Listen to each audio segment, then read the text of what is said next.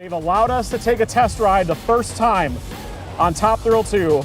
2.5 years-ish later, here we are actually seeing the project come to life.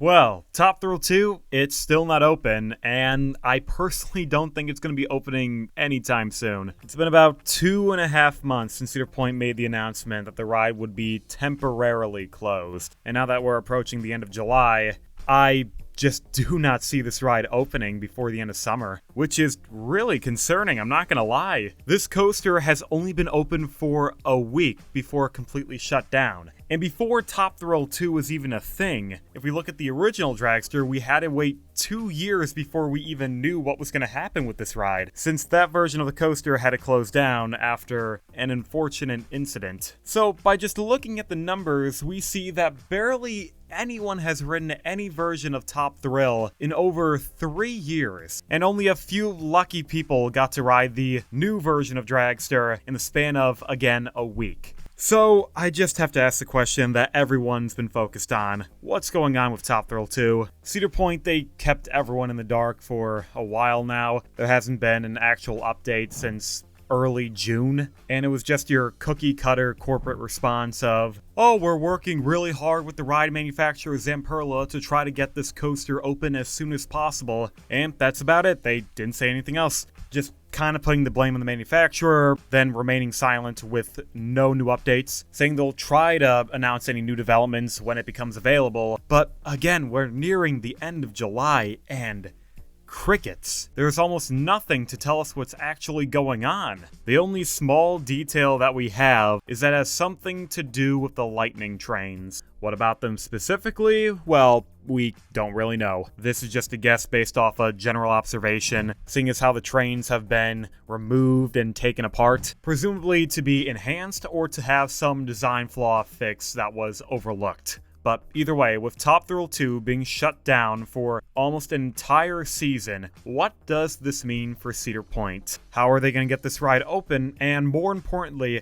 how is this going to impact their relationship with the manufacturer, Zamperla? Because keep in mind, Top Thrill 2 itself is a prototype of a prototype. The original Top Thrill dragster, manufactured by Intamin Amusement Rides, was a very risky design. It was hard enough for that company to build a 420-foot coaster with a launch that was powerful enough to launch a train to that height. And even though Intamin, they were successful in achieving this, you can't deny how the original dragster had a lot of issues. Most of the time, it wasn't open. The launch broke down on an hourly basis, usually because the hydraulic launch was a very unreliable design. It had too many moving parts, too many sensors, to a point where it became unsustainable. So when Top Thrill dragster eventually had an accident, that was just the spark that ignited this powder keg of issues that have been building up for years. So when Cedar Point pulled the plug on this problematic attraction, they were left with a dilemma. Do they keep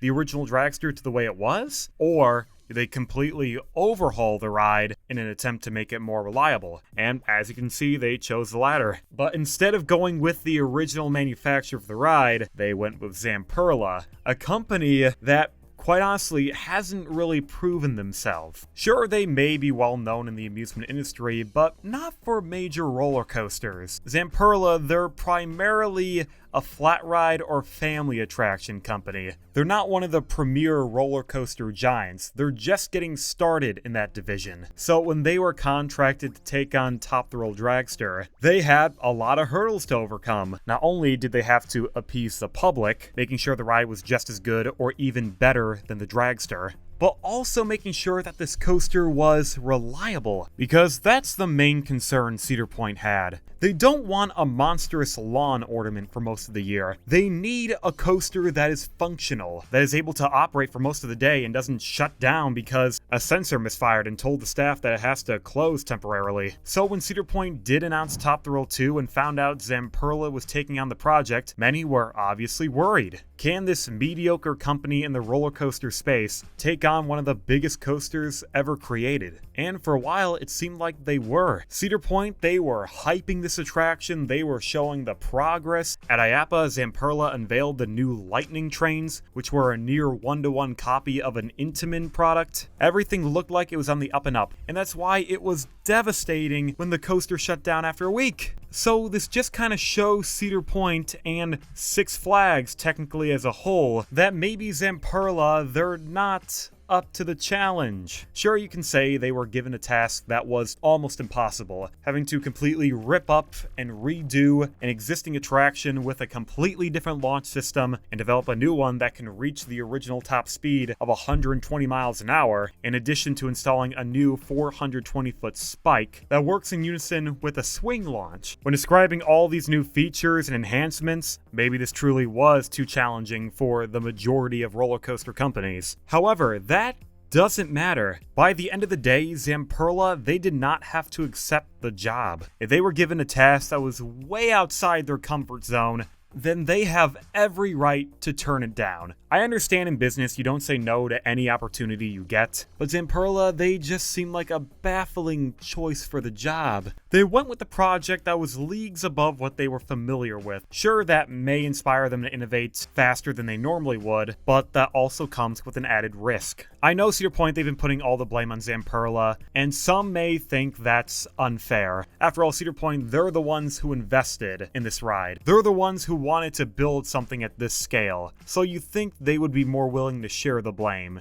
And honestly, I don't think they have to. Zamperla, they may have bitten off more than they can chew, but that's not an excuse. They are the seller. Cedar Point is the consumer. The consumer has every right to be aggravated with them. If Zamperla delivers a product that doesn't work, then Cedar Point can be as vindictive as they want to be. Even if that means they want to completely cut ties with Zamperla after the coaster is finished. Cedar Point, whether you like it or not, they have a choice in the matter. They can either continue working with Zamperla long after Top Thrill 2, or they can say that this was such a bad experience that they do not want to do business with this company anymore. And yes, I know that kind of sucks. The people who have ridden Top Thrill 2 said it's an amazing attraction and lives up to the original, but in the end, if Cedar Point is unsatisfied with how Zamperla handled this ride, they can just cut ties, and honestly, I wouldn't blame them. And that might mean that subsequently that Six Flags as a whole will stop working with Zamperla, because Cedar Point and previously Cedar Fair as a whole, whenever they have a negative experience with the manufacturer, they just stop buying from them. Look at past examples like Rocky Mountain Construction and Intamin. When RMC built Steel Vengeance, Cedar Point, they had a few problems with the ride. They eventually got it worked out, but it seems like the experience was so sour for Cedar Point, they just stopped buying from Rocky Mountain Construction altogether. Steel Vengeance was built in 2018, it is now 2024, and they have not bought a single product from them. And same with Intamin. Ever since the original Top Thrill Dragster, Cedar Fair has had a declining relationship with them. Sure, they may have bought Maverick a few years after Top Thrill, but after that, not much for the rest of Cedar Fair.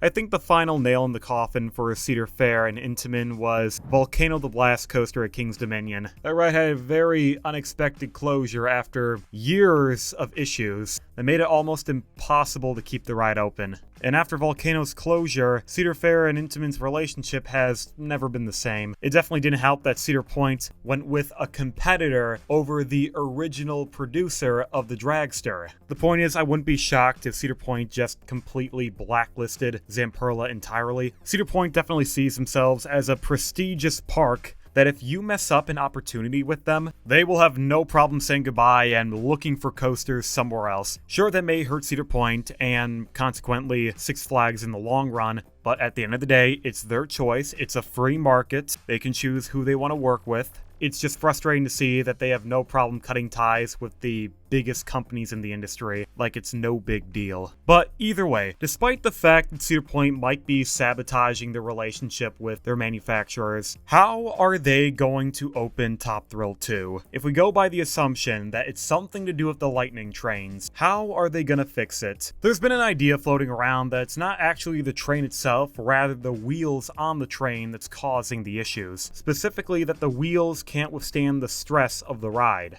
And if this is truly the reason why Top Thrill 2 is closed, then that probably explains why the ride's been shut down for so long. Because keep in mind, stress is a little complicated. In its basic terms, stress is equal to force divided by area. So the only way to reduce stress is to either reduce the force or increase the area. So they can either reduce the weight of the train, since force is just mass times acceleration, or they can increase the area of the wheel to more evenly spread out the force. Now, if they do that, they have to increase the size of these massive wheels even more. And if you look at Top Thrill 2's trains, these wheels are already gigantic. They completely raise the train and seats way higher than they should be.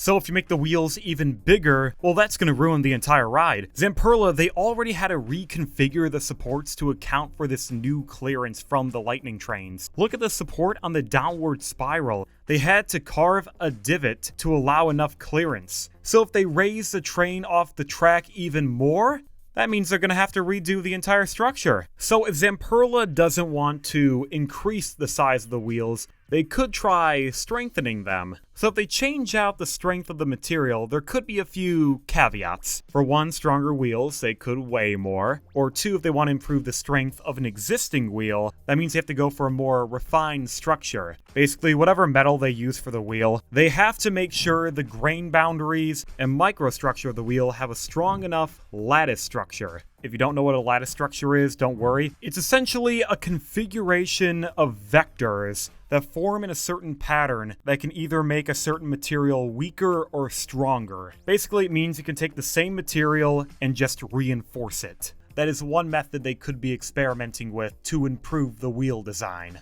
If it's not the wheels, maybe it's the trains. Remember, the lightning trains, they are prototypes with a design that's meant to have almost all rivets and bolts with minimal welding. This was a method to try to keep down cost and maintenance expenses. However, it could be the reason why these trains aren't working. Maybe without welding, there's more tolerance between each part, which is why you're seeing the train in this footage shake back and forth so much. However, that's just speculating on my part. That may not be the reason. Again, Cedar Point, they haven't confirmed the issue, so I'm just trying to make an educated guess. Either way, Zamperla, they clearly have a lot of work to do. Once again, I do not think this ride will open this year, and quite frankly, I do think they're going to need another calendar year to get this thing back up and running. Let's just hope they can figure it out and hopefully prove me wrong, or that might be the end of Top Thrill 2. I know that may sound like I'm overreacting, but you never know.